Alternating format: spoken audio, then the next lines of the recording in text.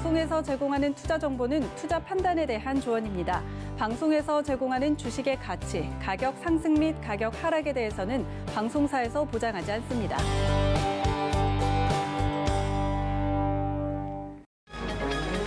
이 시각 헤드라인 뉴스입니다. 도널드 트럼프 미 대통령은 24일 뉴욕 증시 다우지수가 사상 최초 3만 고지를 돌파하자 예정에도 없던 기자회견을 열고 자화자찬했습니다. 다우지수 반등에는 트럼프 대통령의 영향도 있기 때문에 트럼프 대통령이 급하게 성과를 알리는 기자회견 자리를 마련했을 것이라고 외신은 전했습니다. 오늘 공식 방한하는 왕이중국 국무위원 겸 외교부 장관이 26일 이해찬 전 더불어민주당 대표와 비공식 만찬을 할 예정인 것으로 확인됐습니다.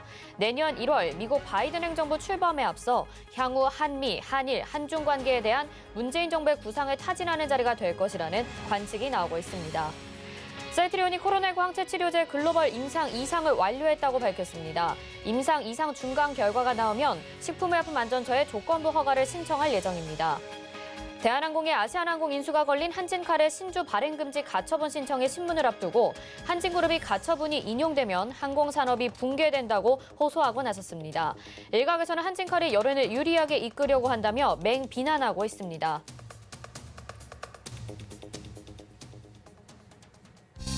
네, 시청자 여러분 안녕하십니까? 오늘장 내일장 출발합니다. 한수정입니다. 이제 더 이상 사상 최고치 이런 말은 하지 않아도 될 것 같습니다. 연일 신고가 경신하고 있는 우리 코스피 오늘 시가부터 신고가로 출발을 했었죠. 지금은 오전장에 비해서 약간 상승 탄력이 둔화되고 있기는 하지만 그래도 강보합권에서 움직여주고 있고 거래 대금도 오늘 많아서 거래가 아주 활발하게 이루어지고 있는 모습 보실 수가 있습니다. 오늘 개별 종목별로 특징적인 이슈들도 많은데 그중에서 하나를 뽑아보자면 단연 셀트리온 그룹주들일 것 같습니다.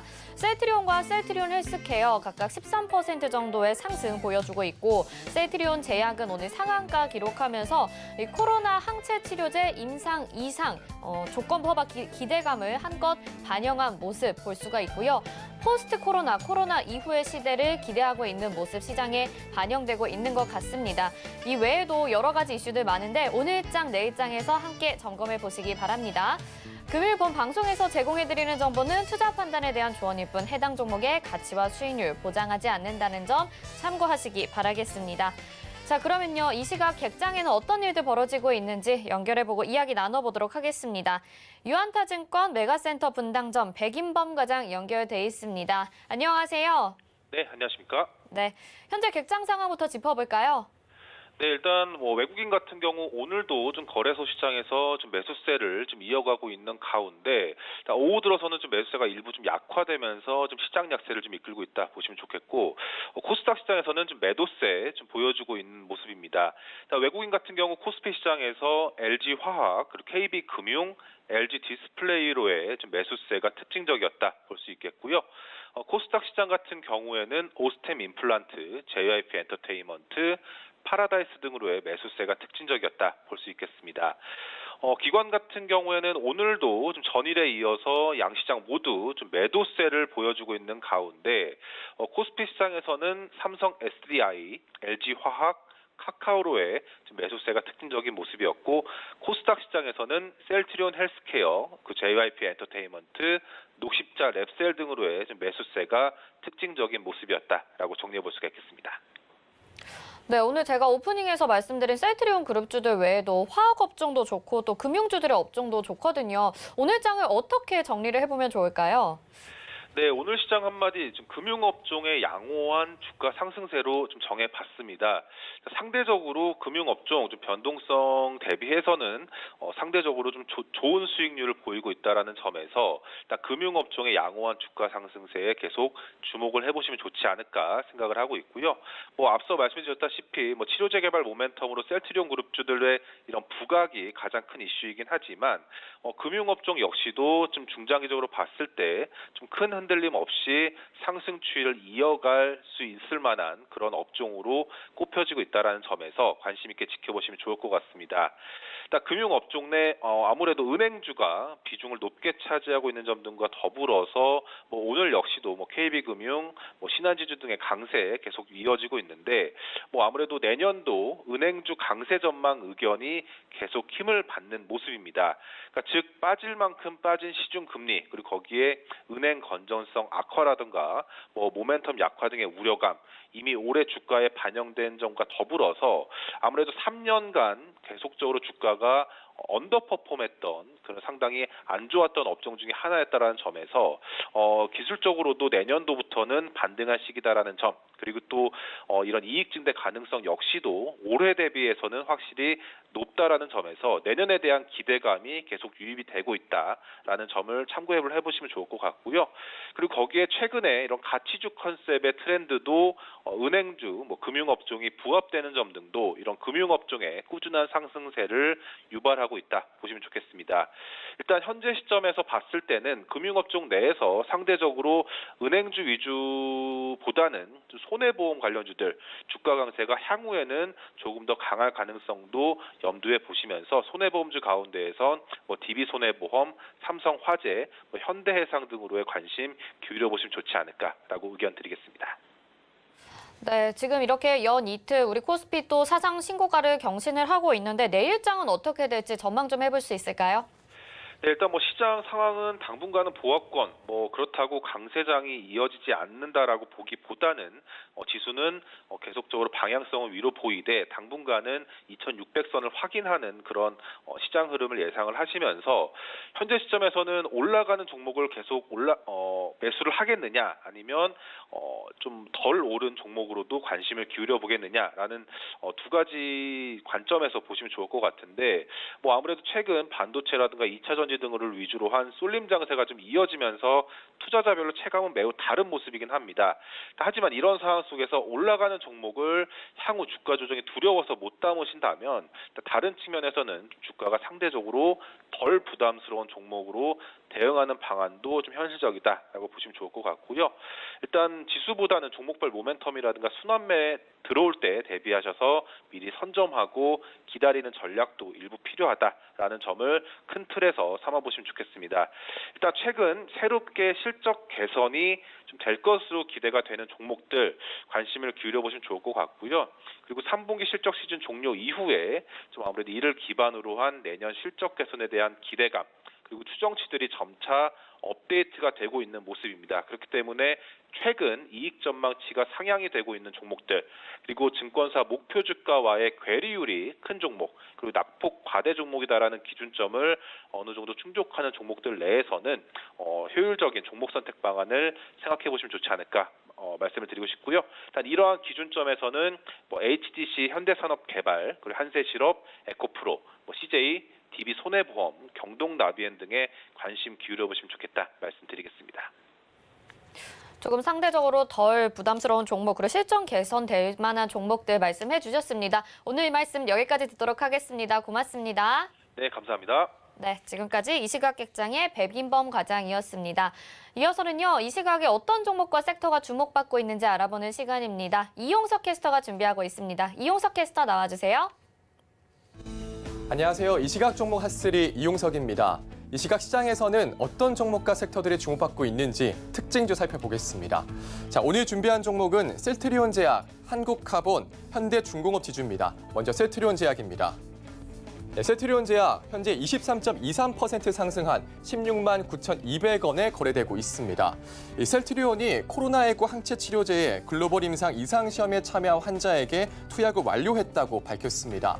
임상 이상 중간 결과 확인 후에 조건부 허가를 신청할 예정이라고 합니다.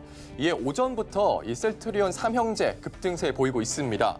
셀트리온 제약은 시총 2위에 안착하는 흐름 보이면서 20% 넘는 강세 계속해서 이어갑니다. 또 이와 함께 식약처장이 셀트리온 공장을 방문한다는 소식까지 있었습니다. 오늘 임상 이상 소식에 급등세 보이는 셀트리온 제약 살펴봤고요. 자, 다음은 한국카본입니다. 네, 한국카본 현재 10.37% 상승한 13,300원에 거래되고 있습니다. 자, 오늘도 조선업계 흐름 좋습니다. 자, 이에 조선 부품주들도 좋은 흐름 가져가고 있는데요. 한국카본 52주 신고가를 경신했고요. 4거래일 연속 상승세 나타내고 있습니다. 최근 삼성중공업의 대규모 선박 수주 계약에 국내 조선업 관련 심리까지 살아나고 있는 것으로 보이는데요. 이 한국카본은 LNG 선박에 쓰이는 본행제를 생산합니다. LNG 본행제는 LNG 운반선의 화물창과 LNG 추진선의 연료 탱크에 사용돼 내부 온도를 낮게 유지하는 역할을 하는데요. LNG 연료를 운반하기 위해선 꼭 필요한 제품이라고 합니다. 한국카본까지 살펴봤고요. 자, 마지막은 현대중공업 지주입니다. 네, 현대중공업 지주 현재 2.34% 상승한 28만 4,500원에 거래되고 있습니다.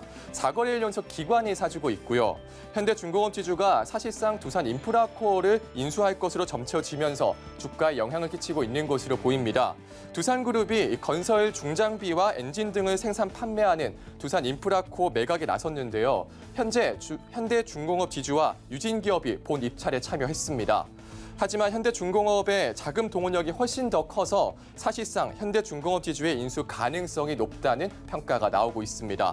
현대중공업그룹은 두산 인프라코어를 인수하게 된다면 건설 기계 분야에서 규모의 경제 실현과 공동 딜러망 구축 등으로 글로벌 시장에서 경쟁력을 갖출 수 있을 것으로 보고 있습니다.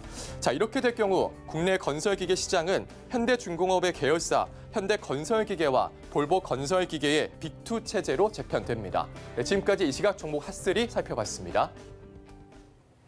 네, 이 시각에 주목받고 있는 종목들 살펴봤습니다. 자, 그러면 이어서 오늘 장에 어떤 이슈들이 주목받고 있는지 알아보도록 하겠습니다. 펠리즈 투자앤리서치 김민수 대표 연결돼 있습니다. 안녕하세요. 네, 안녕하십니까? 네, 우리 증시뿐만이 아니고 어제 미국장 같은 경우에 또 다우지수가 3만 포인트를 넘겼습니다. 이게 국내외 지수뿐만이 아니라 기업 실적 전망치도 좋게 나오고 있으면서 점점 이렇게 상향 조정되고 있는 모습 볼 수가 있는데요. 아무래도 좀 부담스러워 하시는 분들도 있을 것 같아서 저평가되어 있는 종목들을 발굴해보는 게 좋지 않을까라는 생각을 해봅니다. 앞에서도 실적 이야기도 살짝 나왔는데 코로나 이겨낸 기업들 3분기 실적 어떤지 살펴봐 주실 수 있을까요? 네, 이번에 3분기 실적 발표가 마무리가 됐죠. 그래서 그런 부분들 정리를 하고 4분기와 내년의 흐름까지도 살짝 엿보게 되면요. 일단 지금 작년 동기는 별 의미가 없을 것 같아서 오히려 지난 분기, 2분기 대비해서 실적이 좋아졌는지를 봤었을 때 당연히 좋아졌습니다. 일단 코로나19에 따른 여파가 가장 극심했을 때가 2분기였다고 보여지고 있고요. 그 이후로 매출이 증가하고 영업이익 같은 경우는 57% 2분기보다 늘었고요.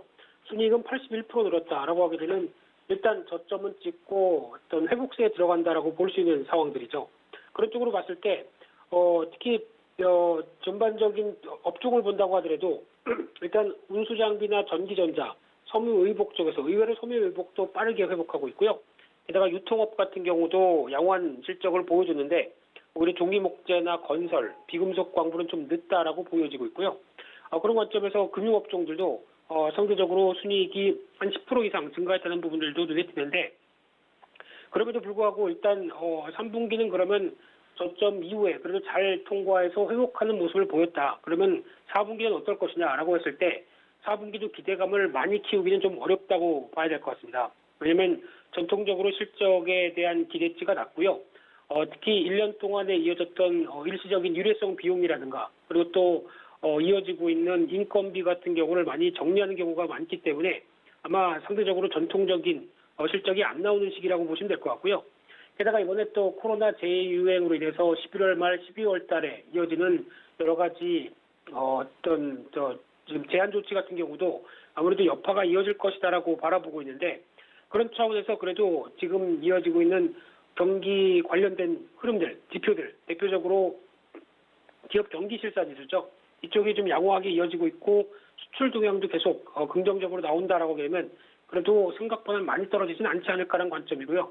게다가 또 한 증권사에서는 내년에 영업이익, 순이익이 거의 한 40% 이상 올해 대비 늘어날 수 있을 것이다라고 전망하는 만큼 그에 따른 기대감도 살짝 높아지는 게 현실이라고 봐야 될 것 같고요.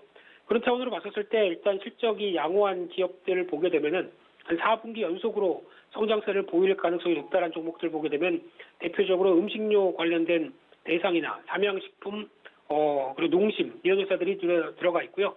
게다가 또 그 밖에 IAS 동서 금호산업, 서희건설 같은 건설주도 들어가 있는 상황들이고 특히 한솔케미칼 같은 대표적인 또 관련된 소재 업종들도 들어가 있죠. 그런 쪽에서 여전히 기회들은 찾아보는 게 좋겠다라고 보여지고 있는데 특히 그 중에서도 특히 반도체 관련된 쪽에서 IT 관련된 쪽의 동향을 살펴보게 되면 월덱스라는 종목도 눈여겨볼 수 있는데요.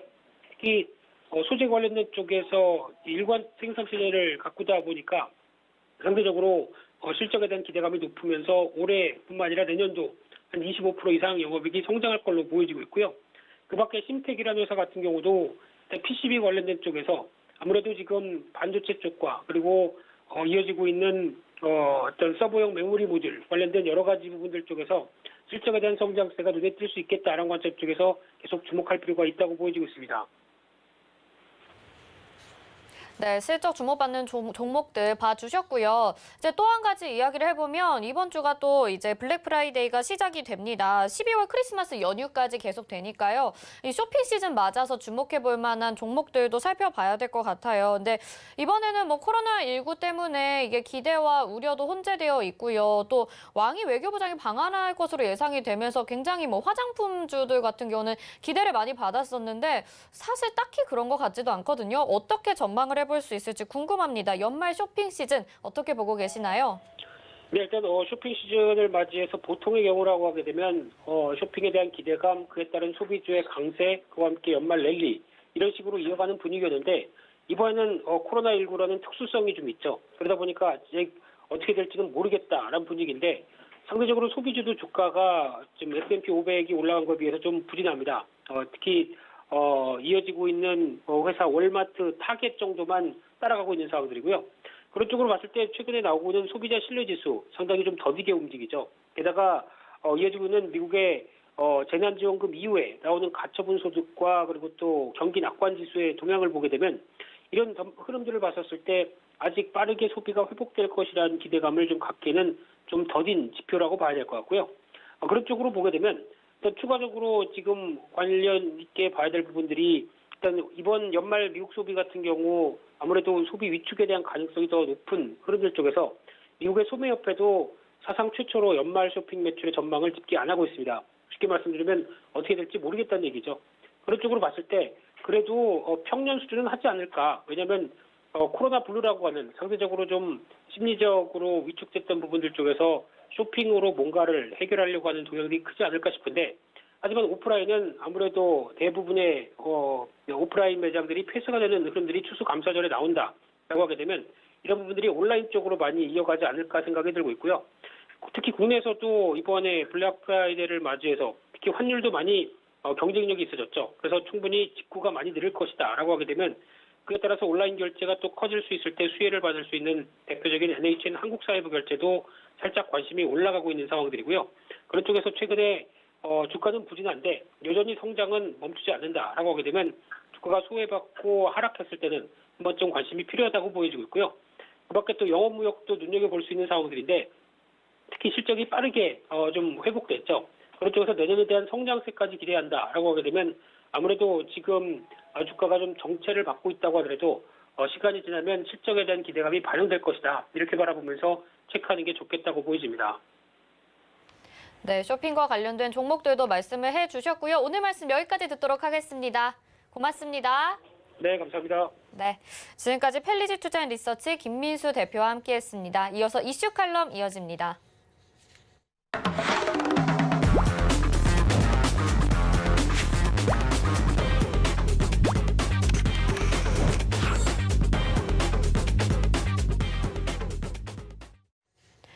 네, 시장의 핵심 이슈 짚어보는 이슈 칼럼 시간입니다. 오늘은 AS빔의 김영진 대표와 함께합니다. 어서 오세요. 네, 안녕하십니까. 네. 지난번에 저희가 이렇게 인사를 드렸을 때 코스피 200 지수가 사상 최고치다 이렇게 말씀을 드렸는데 얼마 안 있어서 바로 코스피 지수 자체가 종합지수 자체가 사상 최고치를 갈아치웠습니다. 뭐 이런 얘기까지 나와요. 어제와 더 나은 오늘, 어제보다 더 나은 오늘? 오늘보다 더 나은 내일 뭐 이런 이야기까지 나오는데 좀 부담감이 느껴지기도 합니다. 어떻게 봐야 될까요? 예, 불안할 수가 있죠. 단기적으로 상승폭이 너무 큽니다. 과열권에 들어왔기 때문에 반락이 나타날 수는 있다라고 보시는 게 맞을 것 같고요. 다만 그게 반전은 아니겠죠. 그래서 여러 가지 이제 상승 목표치들이 시장에서 나오기 시작하는데 제가 봤을 때는 중기적으로는 상승의 지수 목표를 구하는 것보다 상승의 기간으로 해석해서 접근하는 것이 맞지 않을까 이렇게 생각이 됩니다. 왜냐하면 경기 흐름의 변화는 중기적인 시각으로 봐야 될 테고요. 이미 시작됐고요. 그리고 페드가 제시한 그 정책적인 인플레이션 목표 역시 기간을 감안해서 접근했었던 자료들을 제가 이 시간에도 계속 보여드렸기 때문에 기간을 가늠해서 접근하는 것이 지수 목표치보다 어느 정도 여유를 가지고 접근할 수 있고 오히려 객관적일 수가 있지 않을까 이렇게 생각이 됩니다. 그렇게 감안해가지고 지수 목표치를 구한다라고 한다면 우리가 상상하는, 그러니까 시장에서 지금 얘기하는 그 목표치보다 더 높아질 수가 있겠죠. 그리고 예전에 PCI, PI 지수를 예를 들어가지고 미국 것을 접목했을 때 상당한 상승폭이 나타날 수 있다라는 점을 말씀을 드렸기 때문에 우리도 마찬가지로 지금 목표치를 지수로 구하는 것은 약간 좀 무리가 있지 않을까. 너무 성급하게 제한된 상승으로 접근할 필요는 없지 않을까 이렇게 생각이 됩니다. 다만 오늘 같은 경우는 단기적인 상승폭이 커서 반락하고 있다 이렇게 보시면 되겠고요. 그래서 그러한 정책 흐름이나 금리 수준이나 이런 것들이 지금 경기가 좀 변하고 있기 때문에 금리 상승의 모습이 나타나서 이 정책이 변하면 또 시장이 무너지는 것이 아니냐 하는 그런 불안감도 있기 때문에 오늘은 채권 금리를 중심으로 해서 한번 말씀을 드리도록 하겠습니다. 그래서 중장기 채권 금리 흐름 미국 쪽을 그래서 보면은요, 제가 그림을 단기물, 10년물 그리고 30년물 이렇게 해서 구해왔는데요. 푸른색 선이 아래쪽에서 단기물로 나타나고 있고요. 그 다음에 중기물이 10년물이 빨간색 선, 그 다음에 30년물 장기물이 오렌지색 선으로 말씀을 드렸는데 제가 오른쪽에 동그라미로 상승이 급하게 올라오는 최근의 모습을 제가 표시를 했습니다. 그러고 나서 바로 또 반락이 나타나고 있죠. 저것이 높아졌었던 이유, 여기서 어느 정도 경기 흐름 쪽을 지금 봐야 된다라고 말씀을 드리는 이유는 푸른색 선의 단기물은 거의 변하지가 않고 있죠.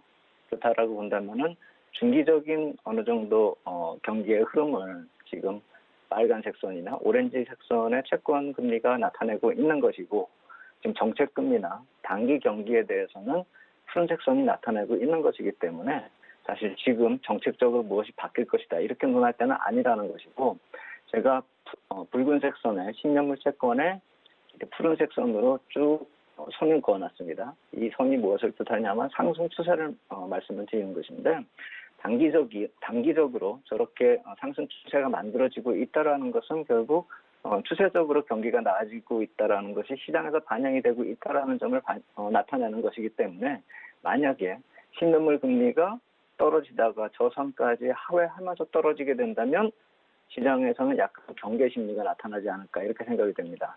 채권 금리가 지금은 높아지는 게 오히려 덜 위험스럽고 덜 우려감이 나타날 수 있다는 점을 봐야 되는 것이고 갑자기 상승 추세가 무너진다라고 한다면 경기에 문제가 생긴다 이렇게 볼 수도 있겠죠. 그래서 단기물이 고정된 상태에서 중장기물의 금리 상승 이것은 경기와 연결해서 해석하는 게 맞지 않을까. 그리고 특히나 평균 물가 목표 관리제 하에서는 저렇게 금리가 실제로 높아진다 하더라도 어느 정도까지의 물가 상승률을 허용하기로 되어 있는 그런 상황이기 때문에 정책 금리가 변할 것이다 이렇게 볼 수가 없는 것이죠.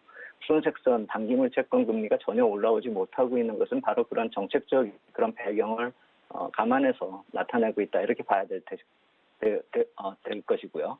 또 하나는 미국의 10년물하고 2년물 국채 간의 스프레드 추이 이것도 한번 살펴보면은 제가 미국 그 10년물, 2년물 국채 쪽에서 이 스프레드 흐름을 좀 구해온 것인데요. 세인트루이스 연방은행 쪽의 자료를 바로 가져왔습니다. 위기 때마다 또 리세션 때마다 이 장단기 금리가 역전이 되는 흐름 제가 빨간 박스권으로 표시를 했습니다. 이때마다 항상 시장에서는 우려를 했었고 위기가 실제로 도래를 했었죠. 2000년도 왼쪽의 박스권은 IT 버블 때고요. 가운데는 다 너무나 잘 알려진 2008년 금융위기고. 그래서 어느 정도 저렇게 장단기 역전 현상이 나타난 다음에 돌아서는 모습이 나타난다라고 한다면 이제 어느 정도 경기가 다시 돌아서고 있다 이렇게 볼 수가 있는 것이죠. 지금의 시점을 맨 오른쪽에다가 표시를 한 것입니다. 그리고 그 빨간 박스권은 올해 3, 4월에 나타났었던 그 모습이고요. 그래서 이러한 모습들을 감안을 한다라고 한다면 IT 버블이나 금융위기하고 시기하고 좀 비슷하지만 단순히 그 위기를 지났기 때문에 좋아진다 이렇게 얘기를 하는 것이 아니라 여기서 또 접목이 돼야 되는 게 경기의 반전 흐름이죠. 그래서 경기가 반전되고 있는 것과 이것과 더불어서 돌아선다라고 한다면은 내년에는 올해보다 좀 더 나은 흐름이 나타날 수가 있다. 자산시장 전체적으로요. 그래서 단순히 위기 때문이 아니라 경기 흐름이 돌아서고 있다. 초반에 말씀드린 그런 중기적 시각에서 본다라고 하더라도 이런 금리 스프레드 쪽에서 나타나고 있는 것을 본다면은 오히려 지금같이 어느 정도 큰 상승이 나타난 다음에 나타나는 조정은 기회가 그럴 가능성이 크다. 중기적으로는 계속 긍정적인 관점으로 시장을 볼 필요가 있겠다 이렇게 말씀을 드리겠습니다. 전반적인 경기 흐름으로 봤을 때 그래도 금리가 인상되는 게 안정적일 수 있다 이렇게 말씀해 주셨어요. 근데 이제 이런 시각도 있습니다. 금리 상승이 이제 연준이 개입을 할 필요성이 없거나 어떤 정책이 없기 때문에 계속 올라가는 게 아닌가 이런 시각들도 있는데 여기에 대해서는 어떻게 생각하시나요? 네, 그렇게 볼 수가 있죠. 근데 이제 계속 패드 쪽에서 이 총 자산이 좀 정체되어 있는 그런 모습이 나타나고 있기 때문에 실제로 이제 손을 놓은 것이 아니냐 이렇게 보시는 경우가 종종 있죠. 근데 그것은 전체 자산 쪽에서 줄어드는 항목도 있고 늘어나는 항목도 있기 때문에 전체 금액은 좀 정체 상태에 있다 이렇게 볼 수가 있겠지만 우리가 가장 중요하게 봐야 하는 그 채권 매입 추이는 계속 증가하고 있다라는 점을 말씀을 드리고 싶은데 그래서 마찬가지로 패드의 채권 자산 추이를 세인트루이스 뱅크에서 자료를 하나 좀 가져온 게 있습니다. 이 표에서 보신다면 이 노란색 선으로 표시를 한 것이 이번에 위기 이후에 계속 채권을 매수하고 있는 그런 모습을 나타내고 있는 것인데요. 11월 18일 기준, 그러니까 최근에 나온 자료를 놓고 보면은 저 총 금액이 4조 5,844억 달러입니다. 전주 대비 317억 달러가 늘어났는데요. 국채 부분이 289억 달러 증가한 것으로 나타납니다. 그러니까 다른 단기 채권도 있을 테고 회사채도 있을 테고 다른 것을 사는 그런 경우도 모기지 채권을 살 수도 있겠죠. 근데 거의 90% 이상은 국채를 샀다 이렇게 볼 수가 있는 것이죠. 그렇다면 다른 쪽 항목 쪽에서 줄어들면 줄어들었겠지만 전체적인 채권의 수는 계속되고 있고 정책은 지속되고 있다 이렇게 볼 수가 있는 것이죠. 특히나 지지난주보다 좀 많이 늘어났습니다. 2배 이상으로 늘어났는데 지지난주엔 100억 달러 수준이었는데요. 지난주에 300억 달러 정도 이렇게 늘어난 것을 보면은 국채 입찰이 있는 기간에 좀 크게 증가하는 경향을 보이고 있습니다. 결국 유통시장보다 발행시장에 개입을 하고 있는 모습이 FRB의 최근 모습이다 이렇게 볼 수가 있는 것이고 그렇기 때문에 손을 놨다 이렇게 볼 필요가 없는 것이죠. 더군다나 10월 이후에 계속 연준의 공식적인 그 FOMC 회의 이외에 시장과의 소통은 계속 블로그를 통하거나 트위터를 통하거나 계속 지속하고 있다라는 점을 우리가 좀 볼 필요가 있다라는 것이죠. 그러니까 공식 코멘트를 하기 전에 내놓는 자료를 통해서 시장과 소통을 하고 있다라는 것, 그것을 좀 주목하자라는 것인데 그렇기 때문에 패드가 할 수 있는 것이 더 이상 없지 않느냐 이런 걱정을 할 때가 아니라 패드가 무엇을 할지 가늠을 못하거나 그 의사소통을 하기 위해서 내놓는 자료들을 방어하고 있는 시장 참여자가 굉장히 많다라는 점을 우리가 놓치면 안 된다라는 것이죠. 그래서 패드가 할 수 있는 일, 시장과의 소통으로 나오는 그런 자료들을 우리가 좀 최대한 빠르게 접근을 해서 패드 쪽의 의중을 살필 전략이 어떻게 바뀌고 있는가 이것을 좀 볼 필요가 있다라는 것이죠. 특히나 이 평균 목표 물가 관리제 해가지고 목표 인플레이션을 제시한 그 경우에 있어서는 2023년까지 3% 정도의 성장하고 인플레이션 유도 정책이 나타나고 있고 만약에 2%로 해서 수치를 정하면은 우리가 2026년까지도 정책이 지속될 수 있다. 이렇게 시장하고 소통을 하고 있다는 것이죠. 그래서 인플레이션 목표 그 수치가 중요한 것이지 지금은 정책이 언제까지 유효할 것인가 이것을 논하는 것이 아니라는 것이죠. 패드가 어떤 것을 더 이상 할 게 없다라는 것을 보는 것이 아니라 이제 앞으로 어떻게 무엇을 할 것인지를 계속 좀 우리가 주목해서 접근할 필요가 있지 않을까 이렇게 생각이 됩니다. 그렇다면 이제 대표님 의견은 이런 인플레이션이나 증시의 상승 더 이상 부담 가질 필요 없다 이렇게 말씀을 해주시는 건가요? 네, 맞습니다. 자산시장 쪽에서 이탈을 하는 그런 경우, 그러니까 돈 빼가는 매도하고 이제 그만 주식시장 투자하겠다. 이렇게 의사결정을 내리는 데 있어서는 페드 쪽의 시그널을 좀 보고 결정해도 늦지 않을 것이다. 이 말씀을 드리는 것입니다. 그래서 계속 사상 최고가 지수 이렇게 하니까 부담이 되긴 되는데 그것이 단기적인 반락이 나타날 수 있는 정도로 리스크 관리할 필요가 있지 않을까 이렇게 생각이 되고 중장기적으로는 계속 조정을 좀 기회로 이용할 필요가 있겠다. 이 말씀을 드리는 것이고요. 특히나 미국 아까 말씀드린 그런 국채 발행 쪽에서 발행 물량이 좀 많아지기 때문에 일정 기간 동안에 계속 주기적으로 노이즈가 좀 나타나고 있다라는 점, 그 점은 좀 우리가 시장을 접근할 때 완급 조절을 하는 그런 정도로 좀 생각을 해볼 필요가 있고, 만약에 국가 부채 부담 이런 얘기 시장에서 나오고 있지 않습니까? 그것에 대해서는 경기가 정점을 지나면서 버블 형성 이후에 걱정할 거리니까 지금부터 걱정할 거리는 아니다 이렇게 말씀을 드리겠고, 또 하나는 이 팬데믹 이것이 자꾸 확산이 되니까 이게 좀 걱정이 되기도 하죠. 그리고 재정 정책도 지연되고 있고요. 이것을 놓고 봤을 때는 골드만삭스 같은 경우 GDP 성장률 벌써부터 낮추고 있거든요. 4분기 거를 4.5에서 3.5로 지금 낮추고 있고 예상치를요. 내년 1분기도 마찬가지로 4.5에서 3.5로 낮추고 있는 그런 모습을 보이고 있거든요. 그렇다라고 본다면 아까 제가 말씀을 드렸었던 패드 쪽에서 어느 정도 목표 인플레이션을 지금 정하고 있는 거하고 반대로 만약에 그 인플레이션이 낮아진다라고 한다면 이런 성장하고 인플레이션에 대한 악영향이 어느 쪽에서 나타나건 그것이 팬데믹이 됐든 재정정책의 지연이 됐든 그렇게 어떤 악영향이 미치는 요인이 발생이 된다라고 한다면 그건 역설적으로 정책이 더 지속이 되고 강화될 수 있다라는 그 의미를 좀 볼 필요가 있다라는 것이죠. 그래서 미국 쪽의 정책은 변하지 않으니 걱정할 필요가 없다. 다만 우리나라가 지수가 빨리 올라가고 있는데 좀 걱정이 되는 것은 2018년에 최고치 기업 이익이 한참 좀 멀리 남아있는데 지금은 그 이익을 못 내고 있는데 벌써 지수를 회복을 했지 않습니까? 그건 저 관점에서 좀 보실 필요가 있다라고 생각이 됩니다. 추세가 바뀌었다라는 것이죠. 그러니까 절대 수치는 지금 낮아 있지만 그때는 꼭지를 치고 내려오던 그 상황이었고 기업 이익이요. 지금은 저점에서 돌아서고 있고 산업 동향하고 이익의 사이클 자체가 지금 상승 추세로 돌아섰다라는 점. 그러니까 상승 추세가 돌아서면은 그 증가 추세가 어디까지 이어질지를 모르는 것이죠. 주가가 그것을 선반영하고 있다. 이렇게 볼 필요가 있는 것입니다. 그래서 이렇게 경기가 돌아서고 있는 그 상황 하에서는 제가 지난주에도 말씀을 드렸듯이 코스피 200 종목이 종합지수보다 강한 이유, 대형주가 좀 경기 돌아서는 반전 시점에서 강하다라는 점, 그 점을 볼 필요가 있다라는 것이죠.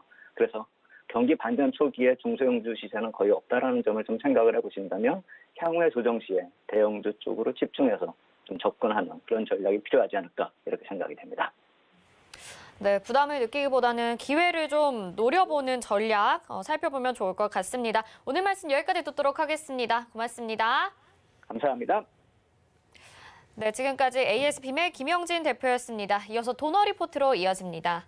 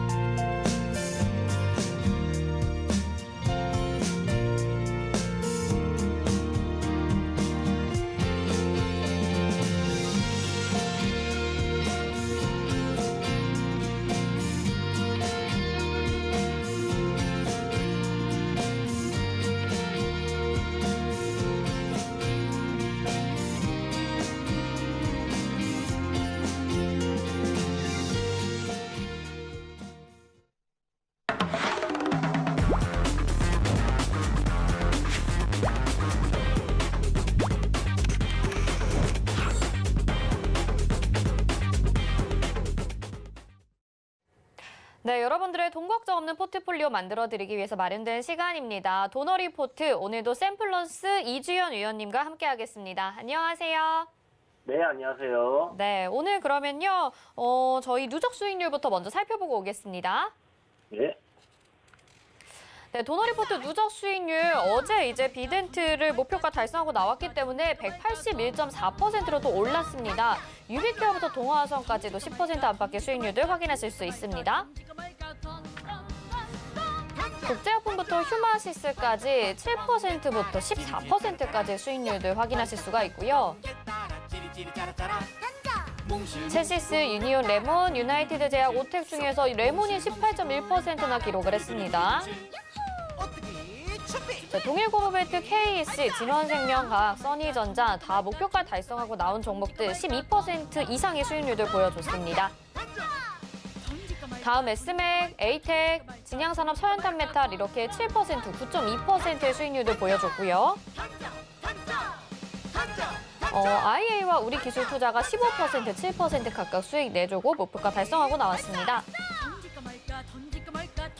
영화금속이 얼마 전에 22.7%의 큰 수익률 가져다 줬고요.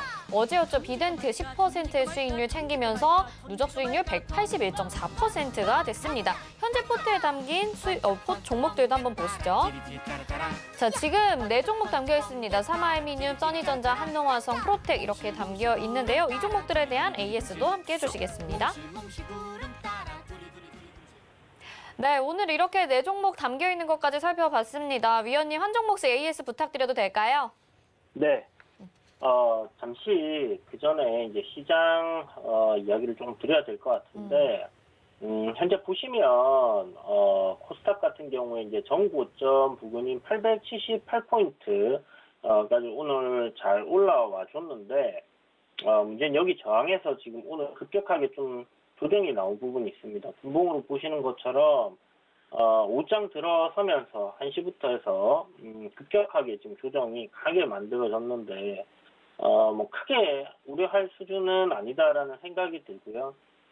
단기적으로 이제 오르락내리락 하면서 올라가는 그런 흐름 속에 있다라 보면 되실 것 같고, 지금 현재 코스닥의 추세는 여전히 상승으로 좀 살아있는 부분이기 때문에 오늘 단기적으로 5일선 강하게 이탈을 한 부분, 이 부분이 있지만 일단 보시는 것처럼 11선에서 이제 지지를 받고 있고, 그리고 일분봉에서 보신 것처럼 이렇게 강하게 밀렸기 때문에 반등이 좀 강하게 나올 가능성이 있다라고 보시면 좋을 것 같습니다. 그리고 상승 추세 5일선을 내일 중이나 모레 좀 살려주고 계속 올라가는 흐름으로 이어간다 하면 코스닥 역시 한 900포인트 넘길 가능성이 높지 않나라는 생각이 들고요.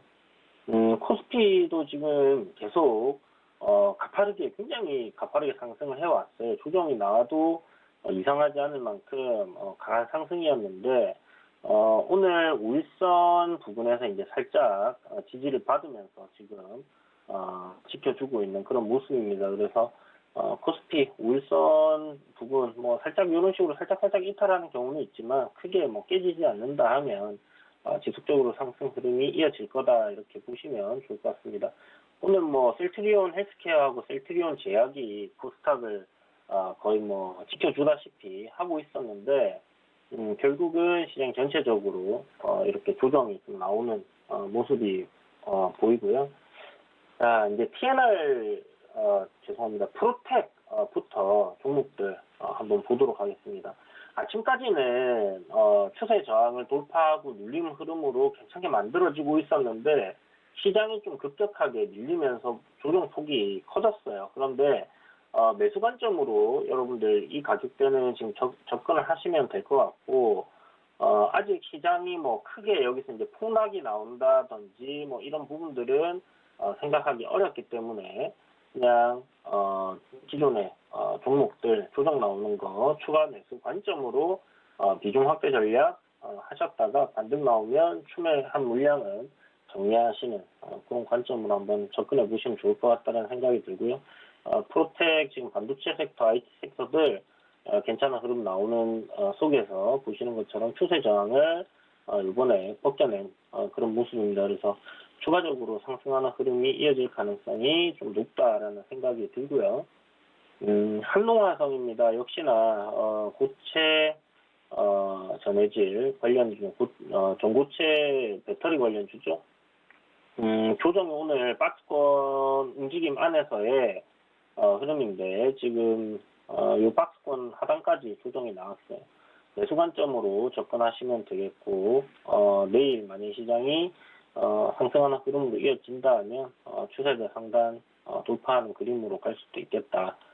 그런 생각이 드니까 손절가 이탈을 한다면 이대로 보유해보는 전략 가져가도록 하겠습니다. 써니전자 오늘 뭐 한 번 정도 더 밀었습니다. 5일선 아래로 지금 또 밀려 내려왔는데 여전히 기회로 생각하시고 물량을 저점에서 받으시면 됩니다. 자, 그리고 사마알루미늄인데요. 사마알루미늄 보시는 것처럼 지금 박스권 수렴 흐름을 계속 이어가고 있는 그런 상황이에요. 지금 대선 테마들 관련해서 오늘도 보시게 되면 서현 판메탈 저희 이제 도너 리포트 할 때 몇 번 했던 종목인데 상한가 가 있는 그런 상황이죠. 그래서 지금 이런 식으로 조정이 나올 때 여러분들이 매수를 한다 하면 굉장히 괜찮은 종목들이 바로 대선 테마다. 이유는 뭐 올라갈 이유는 분명히 있는 그 재료가 확실하기 때문에 어떻게 대통령 선거를 우리나라에서 이제 안 한다라고 하지 않는 이상은 계속적으로 이렇게 올라갈 수 있는 모멘텀이 작용이 되는 종목들이기 때문에 대선 테마를 이렇게 조정이 나올 때도 여러분들이 받아가시는 전략으로 진행을 해보신다면 시장이 크게 빠지더라도 크게 손실이 나지 않을 가능성이 높다라는 생각이 들고요. 김부경 관련주로 지금 사마알루미늄 포트폴리오에 편입시켰는데 수익이 약간 났다가 또 조정이 나왔다가 하고 있습니다. 매수가 부분에서 이제 왔다 갔다 하고 있는데 전체적으로 이 기간 조정하는 구간에서의 수렴이 만들어지고 있다 이렇게 생각하시고요. 어차피 시간이 이제 조금 걸리더라도 이슈화되면서 올라갈 수밖에 없는 부분이기 때문에 주가는 당연히 고점을 돌파하고 상승할 거다라고 예상을 하시는 게 맞고요. 그러면 내려올 때는 싸게 살 수 있는 기회로 여러분들이 활용을 하시면 좋을 것 같습니다. 네, 알겠습니다. 이렇게 종목들의 AS 받아봤는데 지금 보니까요. 오늘 시장이 이제 오후장 들어서 상승 탄력을 잃어가더니 오늘 1%대 조정받고 있는 모습 볼 수 있습니다. 코스닥도 1.36%, 코스피도 1.04%로 이렇게 조정을 받고 있어요. 계속 우리 증시가 좀 부담을 느끼는 게 아닌가 싶었는데 실제로 그런 양상이 보이고 있는 건가요? 어떻게 보시나요? 시장이 이제 여기서부터 꺾여서 계속 내려간다라고 생각하기는 좀 아직 힘든 것 같습니다. 국내 증시가 지금까지 미국 증시보다 약간 선도하는 그런 선반영되는 흐름을 계속 보여줬단 말이에요. 한 달 가량 정도는 국내 증시가 계속 선반영되어 왔던 부분들이 있는데 이 부분을 한번 생각을 해본다고 하면 오늘 우리나라 증시가 조정을 받는다 하면 미국 증시 역시 또 빠질 가능성 이런 부분들을 생각해 봐야 됩니다. 그런데 만약에 오늘 저녁에 미 증시가 우리나라 증시가 이제 선반영을 하고 있었던 부분대로 조정이 나오지 않는다고 하면요. 제 생각에는 그동안에 이제 선반영했던 부분들을 우리나라 증시가 미 증시를 따라가는 흐름으로 이렇게 바뀔 가능성이 좀 높다라는 생각이 들고 현재 다우지수를 보게 되면 신고가 그러니까 3만 포인트를 넘어섰잖아요. 어저께 이제 미국장 같은 경우 이제 이 다우존스 역사적 뭐 고점을 지금 정신을 하고 종가도 그렇게 마무리를 한 부분이기 때문에 이 라운드 피겨 부분에서의 음봉으로 조정이 나올 수 있는 부분은 충분히 기술적으로 나올 수 있는 자리다라는 생각이 들거든요. 그렇다면 오늘 조정은 시장이 앞으로 꺾여서 내려간다라고 생각하기보다는 일시적인 조정을 미증시 나올 거 선반영하는 그런 모습이다라고 생각을 해야 될 것 같습니다. 그렇다면 오늘 시장이 조정 나오고 급락 나오는 거는 그동안에 우리가 군침만 흘리고 매수하지 못했던 그런 종목들 저점 매수하는 관점으로 생각을 하셔야 될 것 같고요.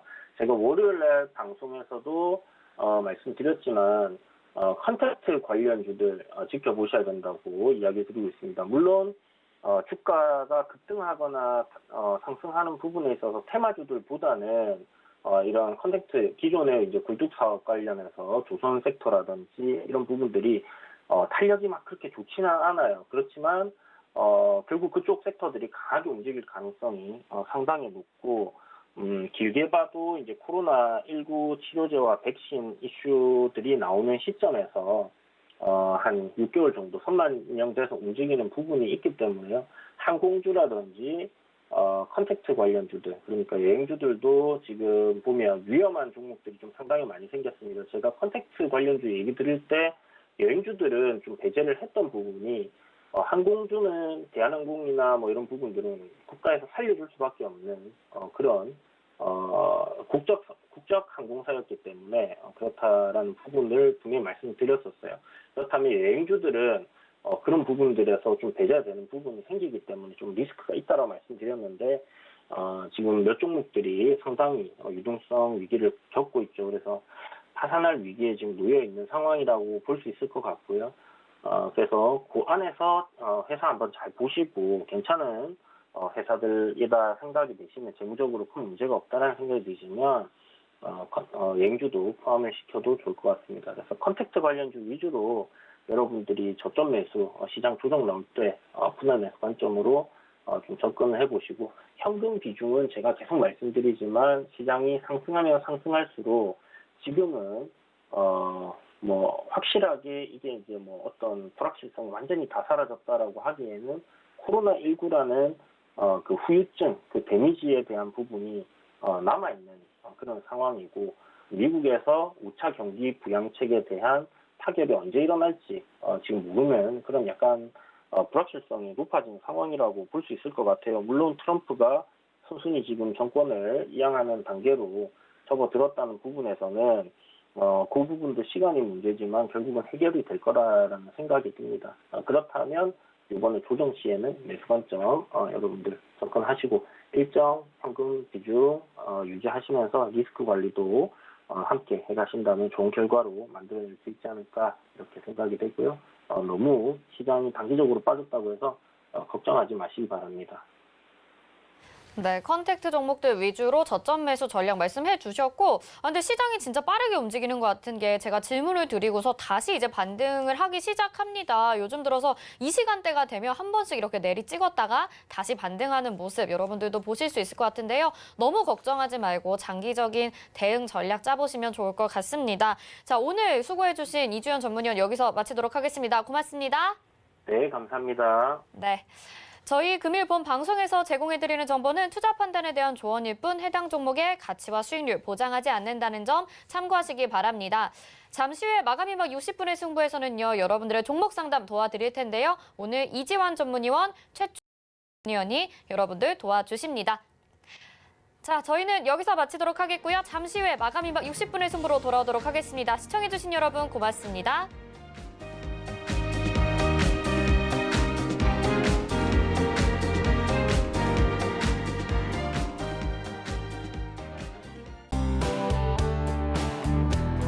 본 방송에서 제공하는 투자 정보는 투자 판단에 대한 조언입니다. 방송에서 제공하는 주식의 가치, 가격 상승 및 가격 하락에 대해서는 방송사에서 보장하지 않습니다.